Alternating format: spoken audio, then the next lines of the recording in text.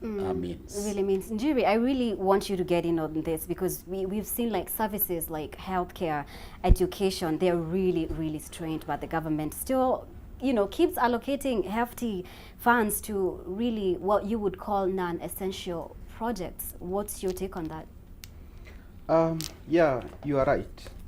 And this conversation now, can even tell us what needs to be done right in this country, because we are already in a hole.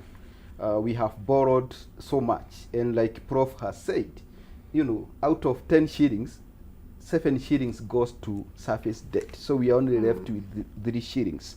So if that is the case, and we understand that we are in a fixed situation, then we should not be expecting, for example, the office of the president to have a budget increase, from 4.5 trillion in supplementary, 4.5 billion in supplementary 2 for financial year 24-25 to 5.3 billion in financial year 25-26.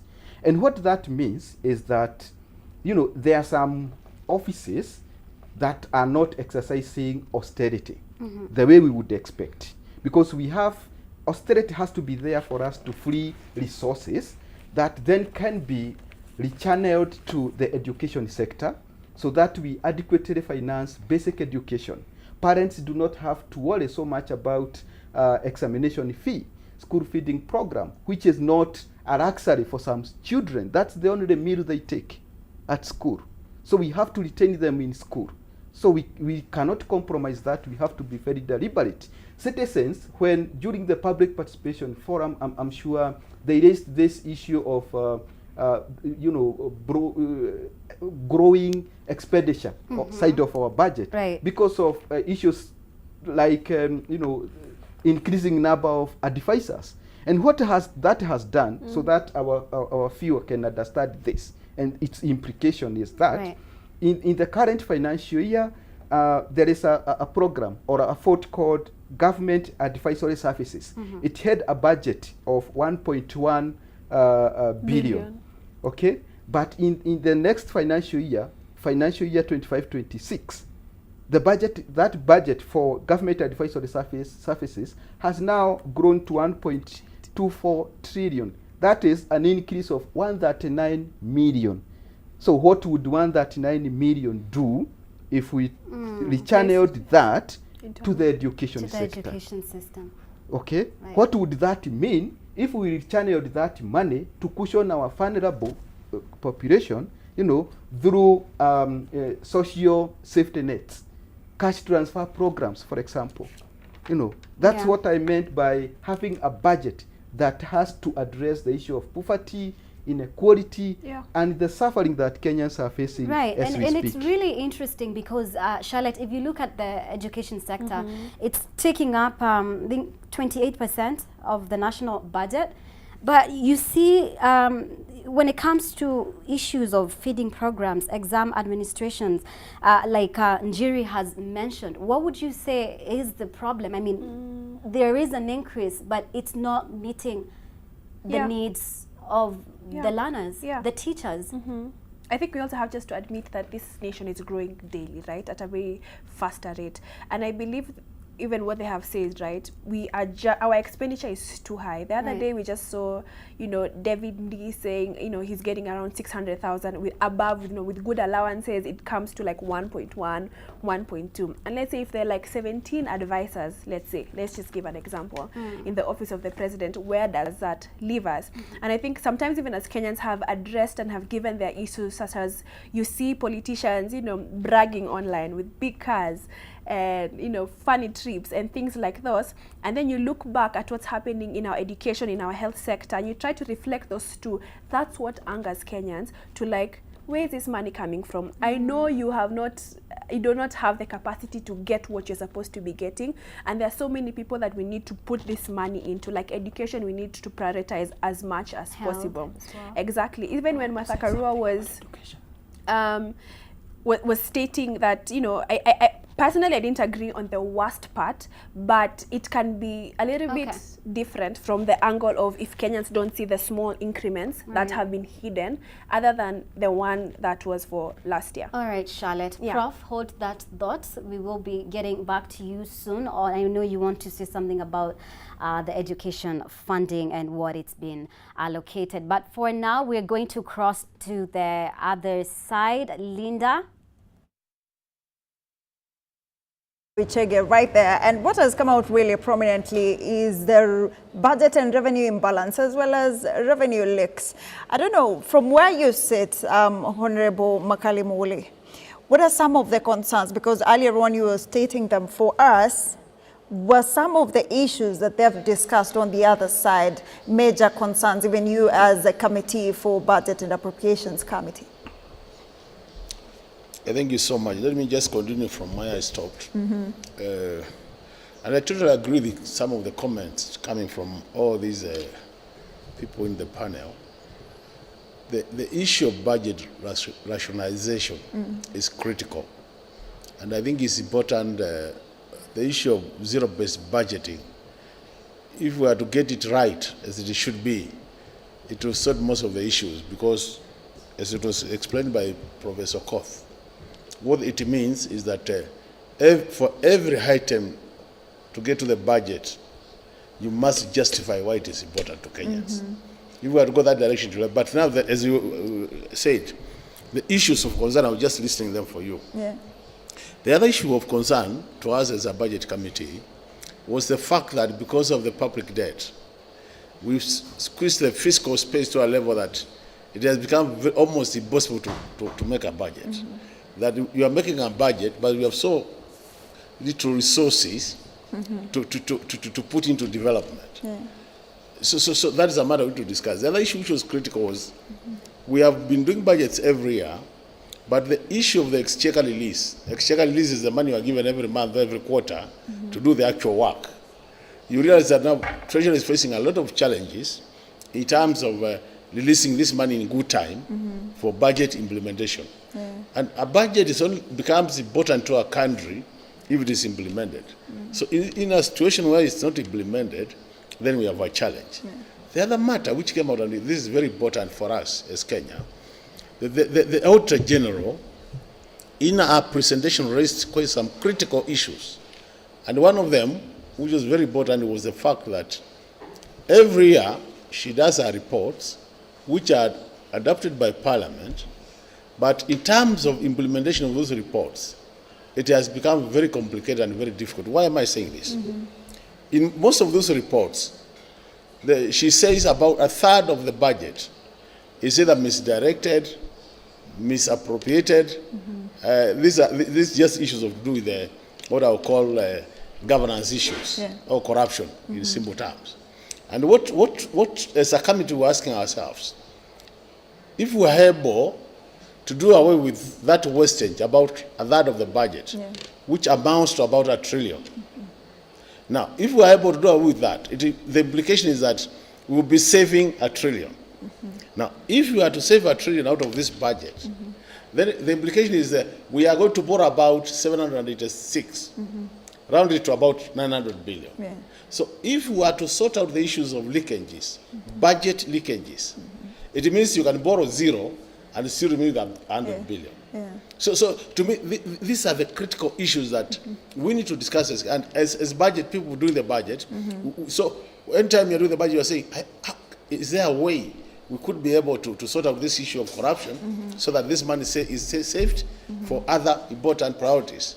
And the question was, how many accounting officers have we seen being taken to court for misappropriation of public resources? How many accounting officers have we seen being told, last year you could not account for 200 million, so this year we are going to reduce your budget by 200 million? Now, if we get to that level, Linda, we will be helping this country.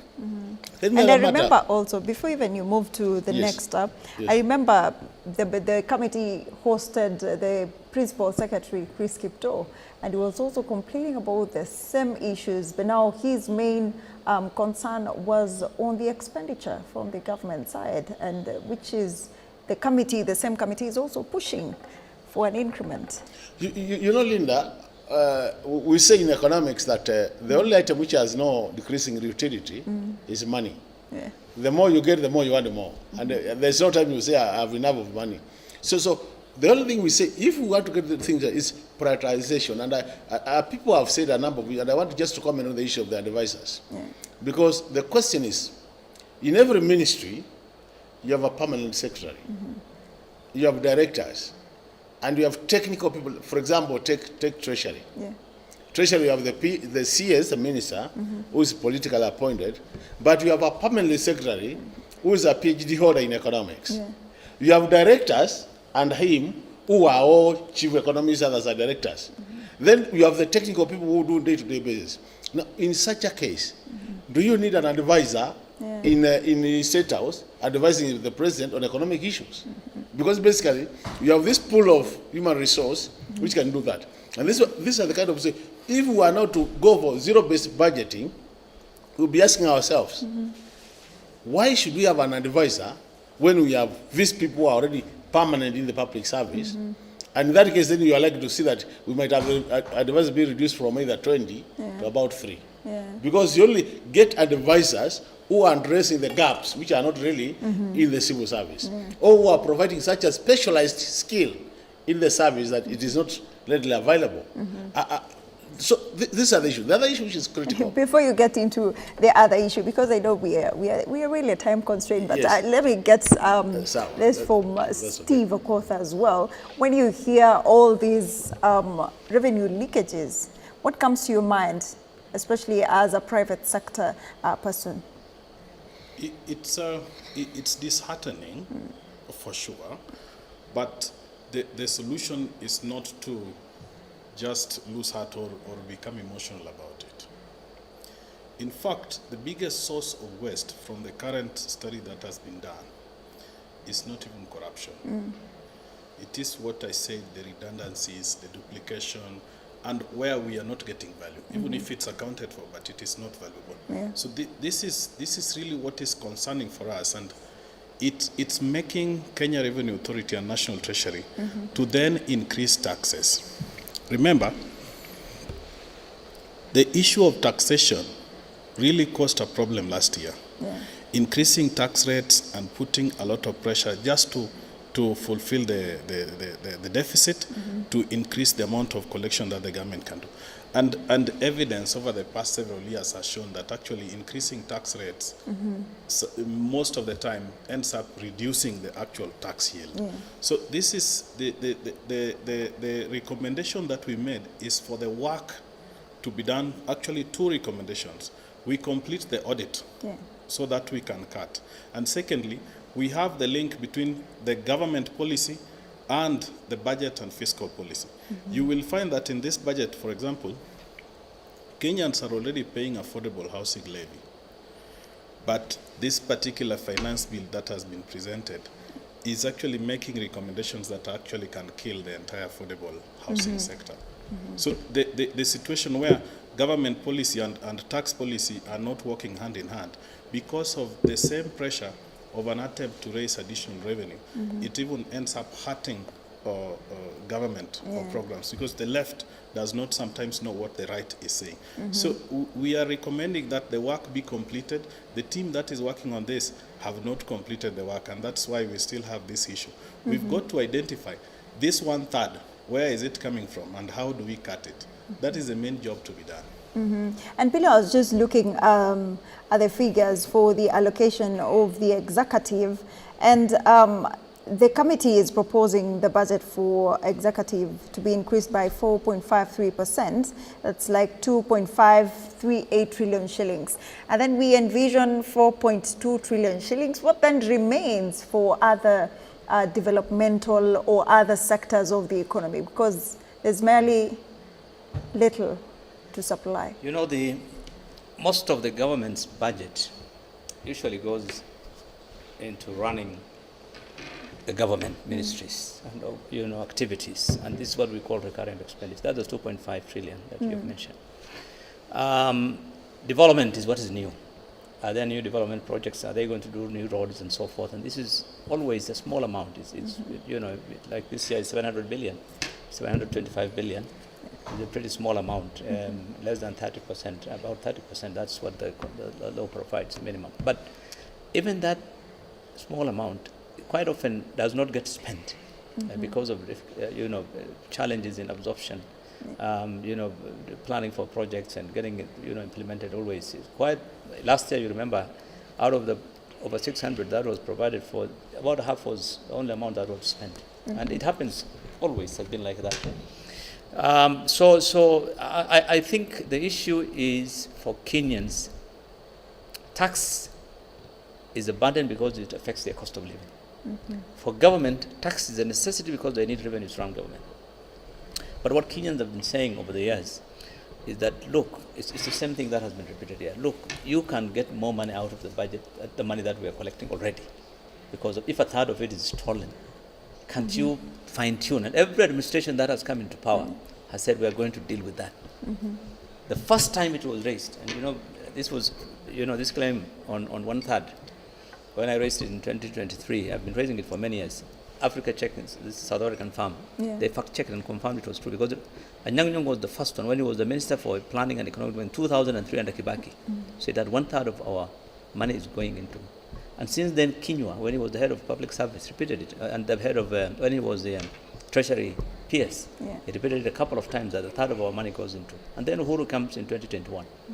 2 billion a day, works out 1/3. So, I mean, everyone knows that 1/3 of the money that me and you pay is going to get stolen. But now so it's I a think trend. so if you really want to help Kenyans and don't want to burden them with more taxes, focus on that. And some of it is not about just being stolen. Some of it is inefficiencies. It's wastage. Is, you know, lack of priorities.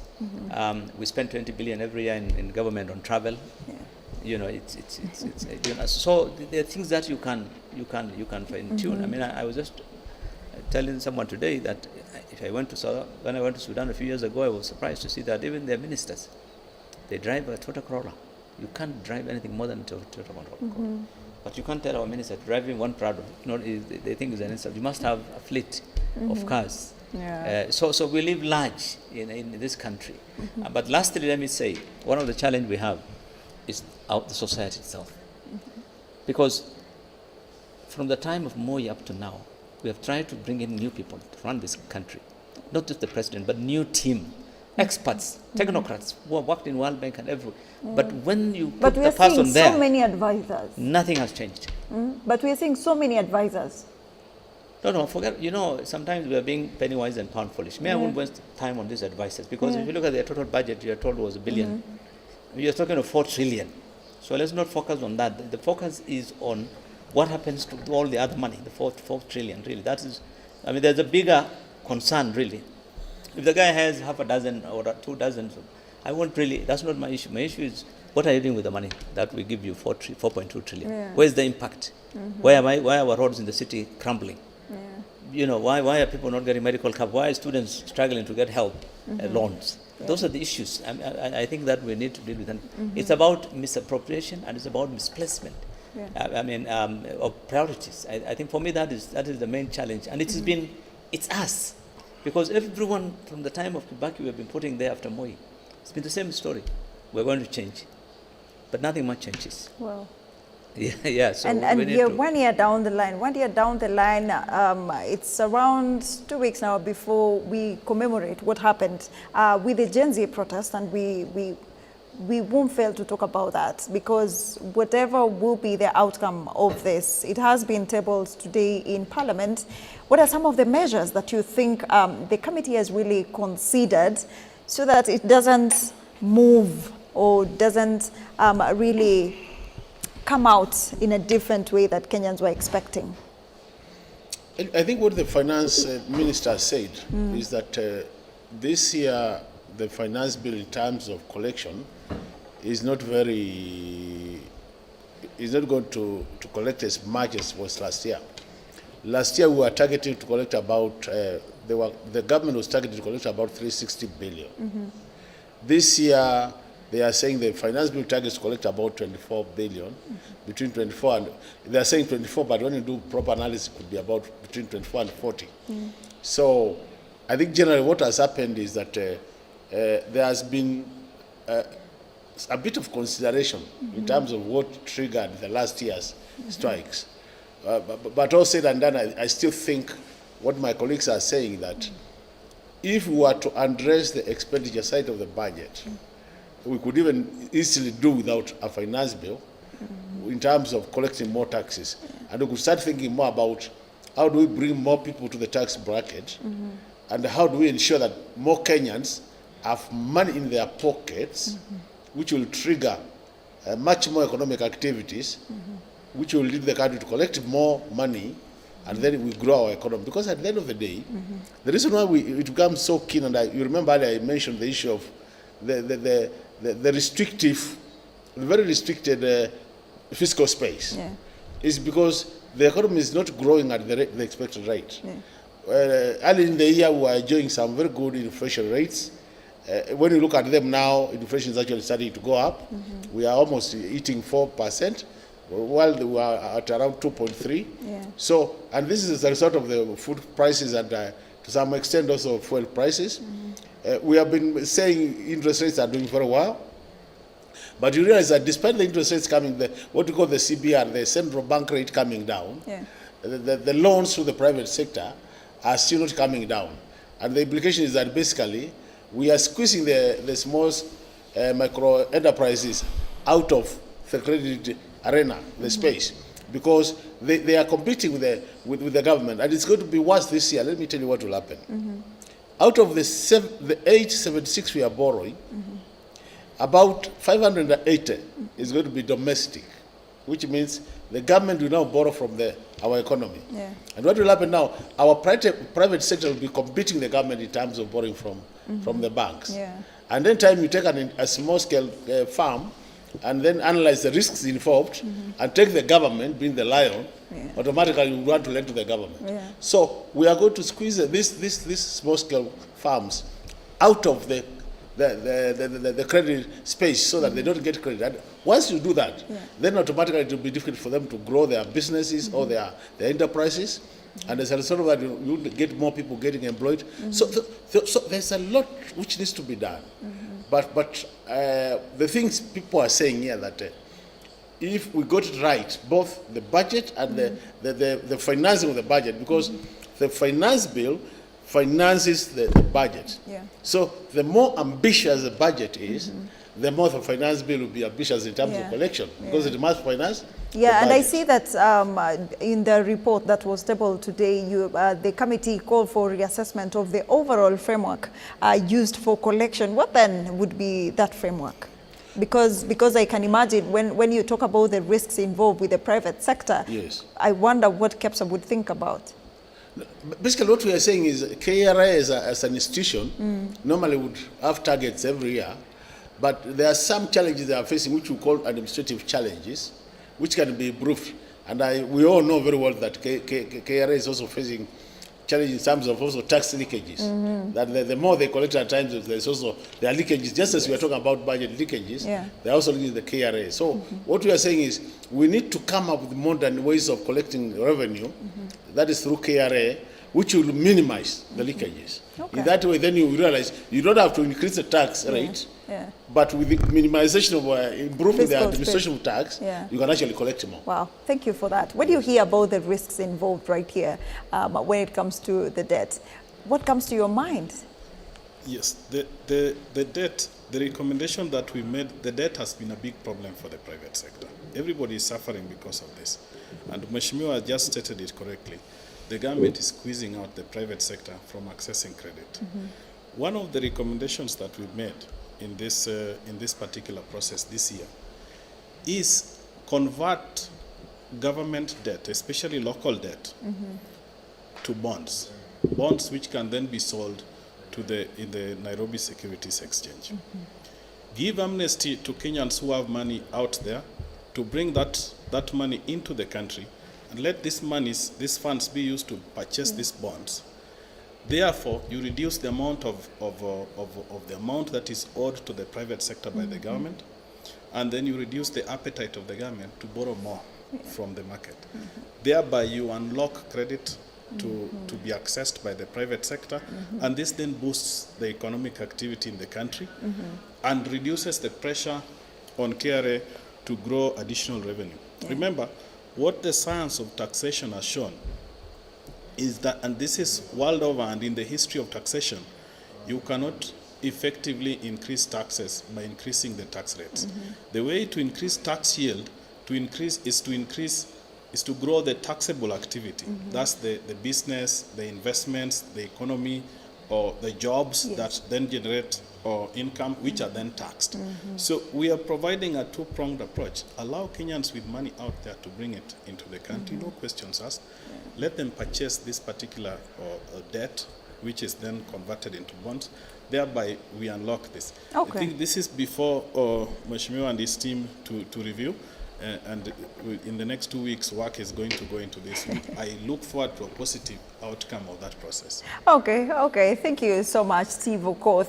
But before I engage below, remember we are also live at Kameme TV. And remember, you can engage us as well in all our social media platforms. Let's get to hear also from the other side. Mumbi Chege.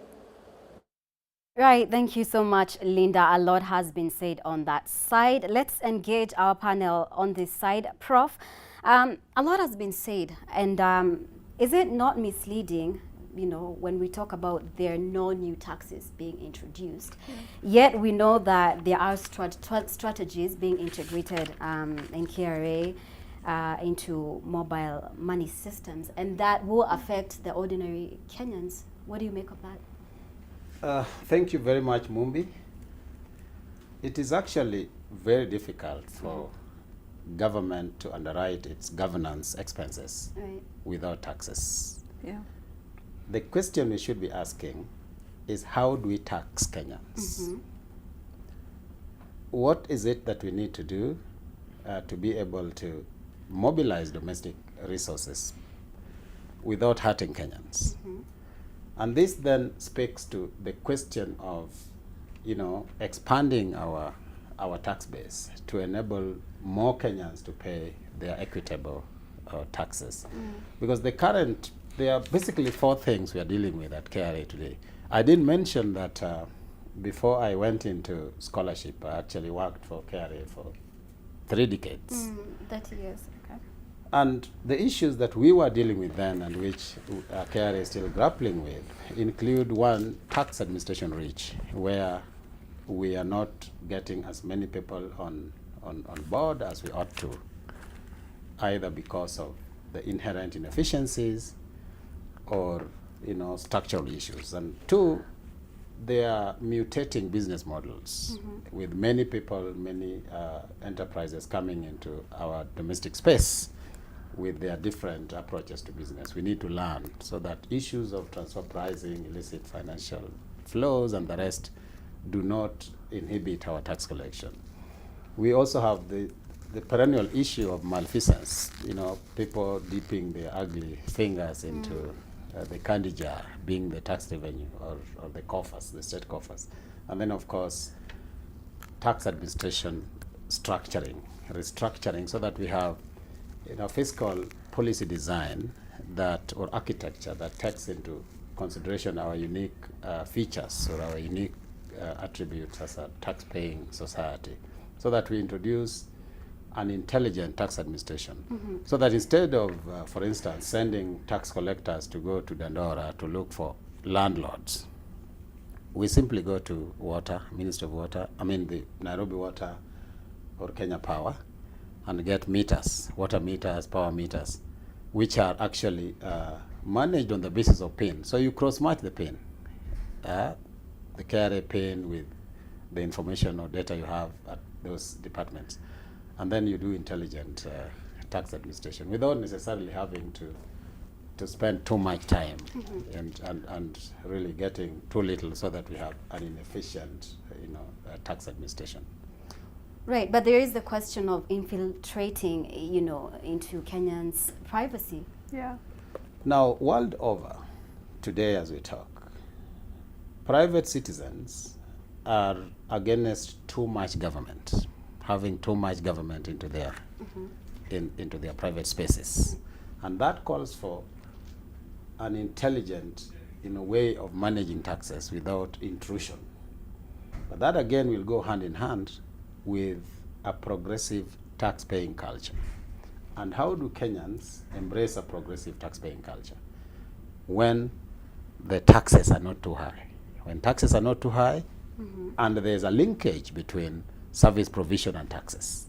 Once Kenyans are able to see that our taxes are being utilized to provide these services, Right. then there will certainly be a change in mindset.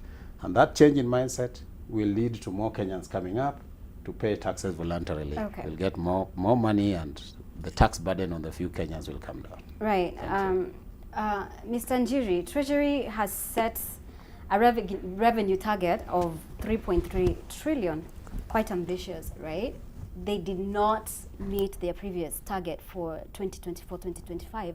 So how are we going to achieve this given the, current circumstances, unemployment, the economy is crumbling? How do we achieve this? The honest answer is that it's unachievable. Like you have So said. it's not achievable. It's not achievable. Like, what was the target in the current financial year? Have we met? No. Actually, for KRA to meet this year's target, revenue correction target, we have to collect 300 in May and 300 in June. But that's not possible. We have never corrected such an amount, on average each month. So when we talk about a revenue target of 3-point-something trillion, right, it's awfully ambitious, and that had been revised downward to 2.7 trillion. That is ordinary revenue target, but still it's high, considering that this financial year we won't even hit 2.5 trillion. Right. So it's impossible even for the next financial year for us to hit 2.7 trillion ordinary revenue target. Right. So it's not achievable. And that's the main problem we have been having in our fiscal framework, by over-projecting revenue so that we create a leg room for government to borrow. Charlotte, let's say, for instance, we do meet that. Mr. Njiri says it's highly unlikely, it's unachievable. Yeah. We do meet that target of 3.3 trillion target.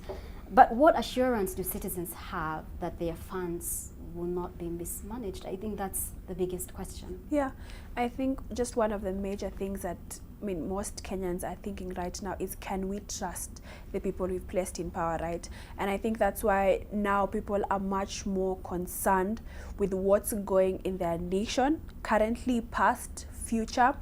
And even for the 16.9 million youth in this country, mine is just to tell you, please continue to be concerned about your nation and what it says, so that you're not duped, so that you're not tricked. Also, don't trust just the other people who say they're the opposition, because guess what? Now, the citizens are the opposition. We are the ones who now check the government. We are the ones who give recommendations here and there. So my perception as a young person, as a Gen Z who actively participated in last year's demonstrations, I don't think Kenyans have so much hope, but they're willing to get that hope from somewhere. Okay. So my urge is just to the young people who are watching this, I am begging you that this country needs your voice in all aspects, and they need to be informed the right way, because there's some people who will lie to you just because they're the other sides and their personal interest was ilishikwa kidogo hivi, and that's why they can spew lies and bring division in our nation, where we do not want that. Right. We want to be a unified country, a unified youth, and the unified opposition, not the other one. All right, thank you so much, Charlotte. That's where we're gonna wrap it up on this side. Thank you so much, Prof. Your final remarks, 30 seconds as we wind up. I think Kenyans are typically, an optimistic country. Right. We need to continue being vigilant, Yeah. but also get the right information so that either side, both the government or those who are in the opposition, don't take us astray from the mainstream commitment of building this country, which is the Kenya Incorporated. Right. Thank you. All right, Ms. Sanjiri, final remarks? Thank you. I want to say that we are talking about a 4.2 trillion budget. So if there is an allocation of about 1.2 trillion for devices that we feel will not deliver value to the citizens, we should not shy from calling that out. Even if it's 1.2 billion out of 4.2 trillion, it matters for Kenyans because it's money that should be delivering services. So as I wind up, I want to request our members of parliament and also our citizens to hold this government to account, so that as we implement the 25-26 budget, Article 223 is not abused the way it was recently flagged by the controller of budget, where after the budget is approved, we have so many surprise requirements being raised by the government, and then we end up spending out of budget. Okay. So that has to be put on check. Asante sana. Charlotte, final remarks? Mine is quite brief. I hope this camera is precise and clear. And mine is to tell my Kenyan people, not regardless of your age or your tribe or whatever sector, please try as much as possible to be informed on what's going on, regardless of where you come from. Do not say that you're not interested in politics, because politics will care about you one way or another. I mean, our anthem starts with, "O God of all creation." It doesn't start with, "O God of Kikuyu," "O God of Kalenjin," "O God of Maasai." It starts with every single Kenyan in this country. So God cares about every single person. And please do not be allowed to be used by other parts of the opposition or the government, but read, learn, be interested, because if we do not do that, we will be used very dangerously for this country. That's it. Thank you so much, Charlotte. And with me tonight has been Professor Vincent Ongore, who is a scholar in public finance as well as corporate governance, as well as Bernard Njiri, Senior Research Analyst, IPF, and of course, Charlotte Kibet, founder, The Big Talk. They said you're Gen Z, these two gentlemen. All right, and Linda, thank you so much, lady, gentlemen, for making time for us tonight. Linda, as we wind up here, I would like to throw a question to Member of Parliament for Kitui Central, who is also a member of the Budget and Appropriation Committee, Makali Mulu. What informed your decision to increase Parliament's budget from 42 billion to 47 billion? I mean, wouldn't that money have been channeled towards education, health? Linda, as you wind up, my name is Mombi Chege. Thank you for your time. Well, thank you so much, Mombi Chege, and I will throw it right to the Honorable Member for Kitui Central. What do you have to say about that? Linda, Parliament is one of the arms of government, just like judiciary is, and the executive is. And when you look at the extent we discuss more of departments, Parliament is not a department, it's a arm of government. And I think really, if we want to push our governance structure to the next level in terms of maturity of our democracy, because parliaments all over the world are the custodians of the democracy, I think it's important that also Parliament and judiciary. I just want to share information, statistics don't lie. The budget of Parliament combined with the budget of judiciary, which is two arms of the government, is about 1.6% of the total budget. 1.6% of the total budget. So even as we talk about this, because the thing is, Parliament also has a mandate, a constitutional mandate to implement.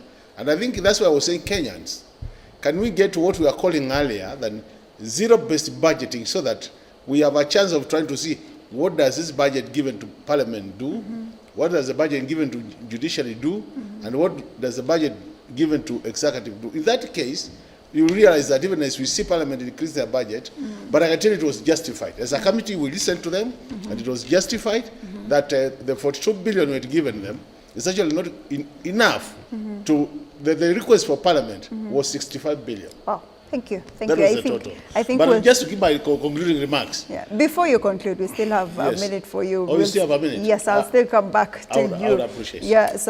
So even when we are looking at these allocations, first we normally have the national economic statistics. And I wonder, from where you sit below, how do you assess the reliability of the national economic statistics? Because Kenyans already scrutinize this, and they wonder, when it comes to budgets, some of the things that were really straining in the national economic statistics have not been factored in properly. The government statistics are the most important data that is provided by government every year in May is the economic survey report, which looks at many aspects of the government's activities and provides statistics in every sector. And if you look at Treasury, there's a whole department. Half of the Treasury is what we call planning. And they are there to provide that kind of information and data, the stats that are necessary for Treasury when they are doing their budget and when they are planning their estimates. Do they always follow it? No. Budgeting is a political instrument. Budget is a political instrument. So it's not always the way we think that budgeting must be something that, it should be devoid of politics or whatever. No, it's everywhere in every country. Budget we named this show Ruto's budget. So is it Ruto's budget or? No, every budget that is done by it must get the approval of the president. So it's their budget. If it's Kibaki's, we used to call it Kibaki's budget. So if it's Ruto's, it's Ruto's budget. So whoever is the president, because he has to give the note before the CS Treasury presents it to Parliament. So that's so in that sense, yes. It's leadership, but so is his budget. So he takes responsibility. That's where the buck stops.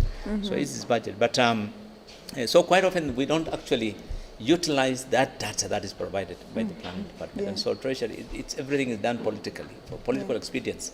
I've been elected as a president, and he wants something to be done. It was a pledge made, so they want some money to go there. It may not be based on some stats or whatever. So those are the kind of political expediences that play into the process of making a budget. So it's more of a political budget rather than common mwananchi, really the issues affecting Kenyans. When you hear that, Steve, I know manufacturing sector is also one of the biggest players, one of the biggest contributors to the country's GDP, and I know under KEPSA there's so many manufacturers under the umbrella body. Do you think you have been factored in properly when it comes to this particular budget? There have been proposed reductions in the export promotion levy from 17% to 5%, which is going to provide some relief. But there is also a rollback on some of the raw materials for manufacturing, which were previously zero rated, being brought into exempt, which means the tax rate there is increasing. So there are some marginal improvements that have been made, but there is so much that needs to be done for the manufacturing. The entire package of what we wanted a few years ago have not been implemented. But the bigger problem for critical sectors like manufacturing is we really need to unlock credit to the market, not just for manufacturing, but for all businesses. The money that the government owes or different businesses in the market really needs to be unlocked and then released, both in terms of pending bills and also VAT refunds. And we proposed mechanism that convert these things into debt, invite additional funds from Kenyans, which is lying out there, bring it to the country so that you unlock liquidity in the market. This is going to boost the economy and the general demand in the market. So put this into place. Refunds and pending bills is a very big problem for this country, and reduce the public debt, cut what is not necessary, and that conclude the program which is ongoing currently to review the government budget and different agencies and how they are working, conclude it before the end of the year. But then the major argument here about the refunds is actually a lot has been happening around it. The amount allocated for refunds, most of the time, the committee says it's to weed off unscrupulous people who are actually quoting the wrong figures. No, actually, this is not correct at all. Actually, what a VAT refund, if I would use VAT refund, for example, is, what it really is it means the business has already paid that tax. Yeah. But it should not have paid that tax, so it is asking for a refund. It is not an unscrupulous position. That tax amount is already with KRA. The problem is about the inflation of the figures when it comes to refunds. The way the iTax system works, they can actually, and it's very robust system, they can precisely identify every single purchase. And now we have e-teams. Yeah. So the much of this refunds is because of the import VAT, or VAT which is already paid. You can demonstrate it in the return and in the KRA system. This was paid, and this is an exporter. Okay. So an exporter is supposed to get a refund of the VAT that he paid to purchase supplies of goods and services, both locally and imported. So that amount is already known. So they are asking to be refunded. It can be precisely identified. It's not a fraudulent scheme, and it's not some sort of tax expediency. This is how it is. Well defended, well defended. I know Fia is on standby to give us some feedback and get to see what Kenyans are saying in regards to this particular discussion today. Fia. All right, that's right, Linda. And just as you've mentioned, that's right, quite a flurry of reactions coming in across our social media platforms. That is at K24 TV and at Kameme TV on X and Facebook. Quite a number of interactions, basically a number of Kenyans touching on the issue of whether it is a Mwananchi budget or the president's budget or the executive's budget.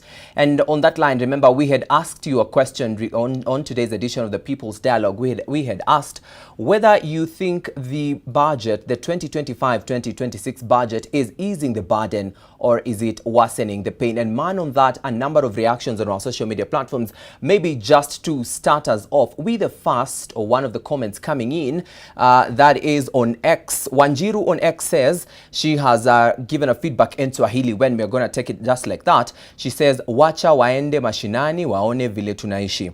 Bajeti inafaa kuwa ya kusaidia vijana kuamka, sio kutufinya zaidi. As I've mentioned, J-Mo also on X says mafuta yamepanda, spare parts pia, lakini bado tunatozwa ushuru mpya. Hii bajeti sio rafiki wa vijana wanaojitafutia riziki. That's J-Mo on X at Kameme TV and at K24. Amina also on X says wanafunzi kutoka maeneo ya Asal tunahitaji msaada zaidi. That is arid and semi-arid areas. Anasema tunahitaji msaada zaidi, gharama ya masomo na vifaa imepanda. Bajeti ilipaswa kutuangalia. Naserian also on X types and says kila kitu kinapanda bei kutoka rent hadi chakula.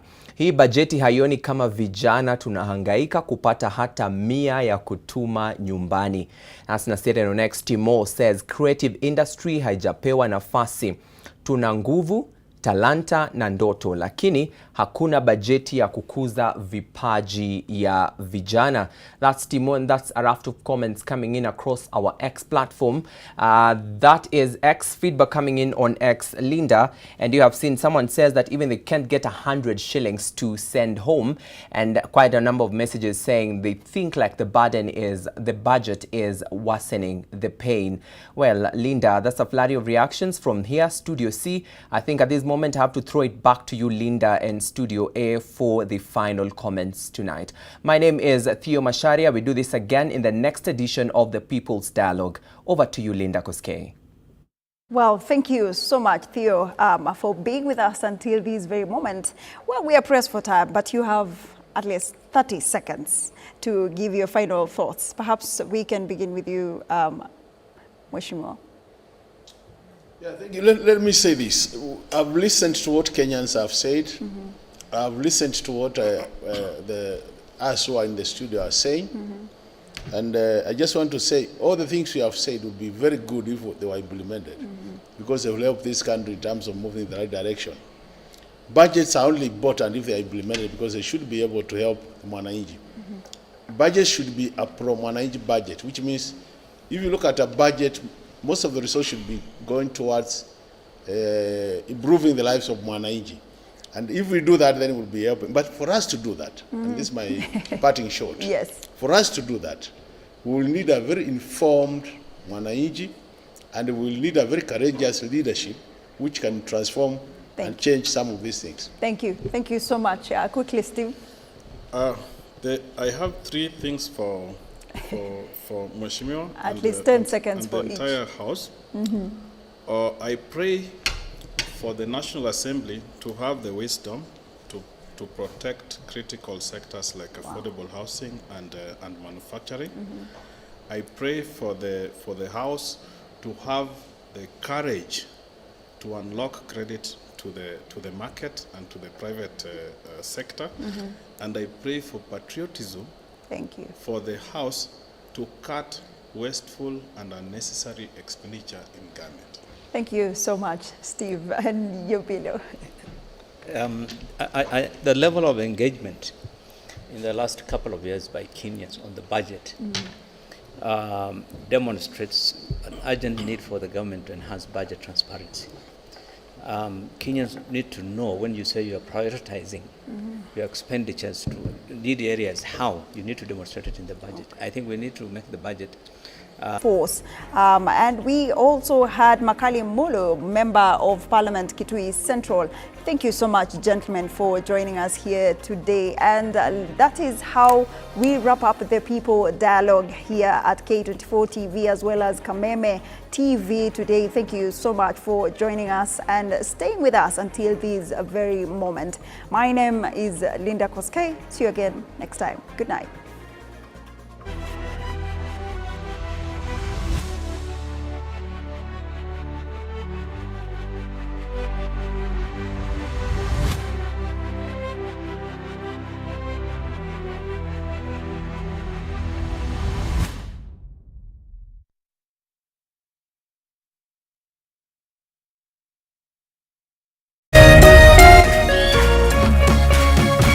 Kameme TV, Muthegi wa Rũrĩrĩ.